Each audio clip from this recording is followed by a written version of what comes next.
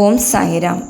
எனது அருமை பிள்ளையே சாயப்பா, எனக்கு இதனை செய்து தாருங்கள், நான் உங்களுக்கு அதை செய்து தருகின்றேன் என்று என்னிடம் சொல்கின்றார். நான் என்ன இங்கே பண்டமாற்று வியாபாரமாக செய்து கொண்டிருக்கின்றேன்? என்னை புரிந்தவர்கள் நான் ஒரு கருணை கடல் என்று சொல்கின்றார்கள்.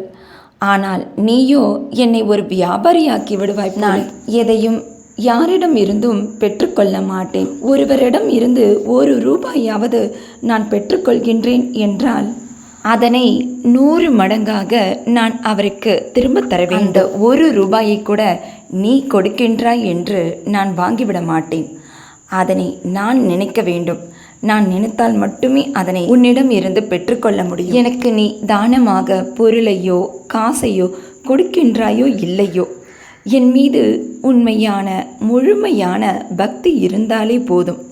எந்த ஒரு வழிபாடும் நீ எனக்காக செய்ய வேண்டிய அவசியம். உனக்கு நடக்கும் சூழலை பார்த்து பயந்து விட்டு உங்களுக்காக நான் அதை செய்கிறேன் சாயப்பா என்று எனக்காக எந்த ஒரு வாக்குறுதியும் நீ தர வேண்டாம். நீ ஒவ்வொரு நாளும் நீ எடுத்து வைக்கின்றாய் பார், ஒவ்வொரு அடியும் அது என்னை நோக்கிதான் நீ எடுத்து வைக்கின்றாய். அதனை நீ நம்பிக்கையோடு தொடர்ந்து செயல்பட்டாலே போதும். பல கஷ்டங்களை நீ இந்த வயதிலேயே பார்த்து விட்டாய். அதனால் உன்னுடைய உடலும் மனமும் சோர்ந்து விட்டதை நான் அறிவேன். அதனால் இப்படியே நீ சோம்பலோடு நீ செய்ய வேண்டிய வேலையை செய்யாமல் இருந்தால் உன் கடமைகளை யார் செய்வது? உன் குடும்பத்தை யார் பார்த்து கொள்வார்கள்? இந்த மனித பிறவி என்னும் பெருங்கடலை என்னால் நீந்தி கரையேற முடியவில்லை சாயப்பா, எனக்கு சோம்பலாய் இருக்கின்றது என்று சொல்லுகின்றாய்.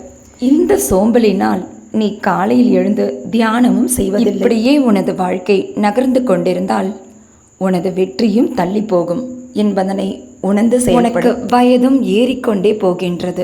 இந்த ஜென்மத்தில் நீ செய்து முடிக்க வேண்டிய கடமைகளை செய்து முடிக்காவிட்டால் நீ மறுபிறவி எடுக்க வேண்டி வரும். மறுபிறவியில் நீ இதைவிட மோசமான கொடுமைகளை அனுபவிக்க வேண்டி வரும். அதற்கு பதிலாக இன்னும் சில நாட்கள் பொறுத்திருந்து உனது கர்மாக்களை அனுபவித்து முடித்துவிட்டு ஒரு நல்ல வாழ்க்கையை புதிதாக துவங்கலாம் இல்லையா? அதனால் எதையும் என்னால் சாதிக்க முடியாது என்று மீண்டும் மீண்டும் சொல்லாதே. அம்மாதிரியான எதிர்மறை வார்த்தைகளை முதலில் நிறுத்து. நேர்மறையாக யோசி, நேர்மறையாக செயல்படு. அதுதான் உனக்கு சிறந்தது. எல்லோரும் உன் உள்ளத்தை காயப்படுத்தும் விதத்தில் நடந்து கொள்கின்றார்கள் என்று வீணாக கவலைப்படாதே. அப்படிப்பட்டவர்களிடம் இருந்து நீ சற்று விலகியே இருப்பதுதான் உனக்கு நல்லது. மன அமைதி இழந்து நிற்கும் உன் வாழ்க்கை கூடிய விரைவில் மாறும். நீ எதிர்பார்த்த நிம்மதியான மகிழ்ச்சியான வாழ்க்கையை பெறுவாய். நான் என்ற கர்வம் கொண்டதினால் பலவற்றை நீ இழந்ததை இன்று உணர்ந்தாயா? இனி நான் எனது என்ற வார்த்தைகளை உபயோகிப்பதை முதலில் நிறுத்து. உன்னுடைய நெருங்கிய உறவுகள் உன்னை வாழ்த்தவில்லை என்றால் என்ன? உன்னை வாழ்த்த நான் இருக்கின்றேன். நீ நன்றாக இருப்பாய். நான் உன்னோடு தான் இருக்கின்றேன் என்று நம்பிக்கையோடு நீ இருந்தால் நிச்சயமாக இன்று இரவே உனக்கு நான் காட்சி தருவேன். நான் உனக்கு காட்சி தர வேண்டும் என்று ஆசைப்பட்டு விட்டால் எந்த வடிவில் வேண்டுமானாலும் உன் முன் தோன்றி உன்னை வாழ்த்துவேன். நீ என்மேல் கொண்ட உறுதியான பக்தியினால் உனது வாழ்வினில் இனி நல்லதே நடக்கப் போகின்றது. உன்னுடைய அனைத்து கவலைகளும் மறக்க போகும் அளவிற்கு உன் கண்ணீருக்கு நிச்சயமாக முடிவு உண்டு. உன் நம்பிக்கை என்றுமே வீண் போகாது. உன்னை ஏமாற்றியவர்களை உன் கண்முன்னே நான் நிச்சயமாக அழ வைப்பேன். காலம் கனியும், அதுவரை பொறுத்து எல்லாவற்றையும் சரி செய்வதுதான் எனது வேலை. உன் அருகே நான் இருப்பதே உனக்கு நன்மைதான். எதிலும் நன்மையே, எப்போதும் நன்மையே உனக்கு.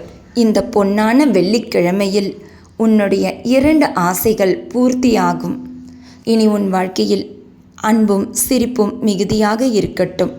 நீயும் உன் குடும்பமும் சந்தோஷமாக வாழ்வீர்களாக. இன்றும் என்றும் என்றென்றும் உன் சாயப்பா உன்னருகினில் வாழ்க வையகம், வாழ்க வளமுடன். ஜெய் சாய்ராம்.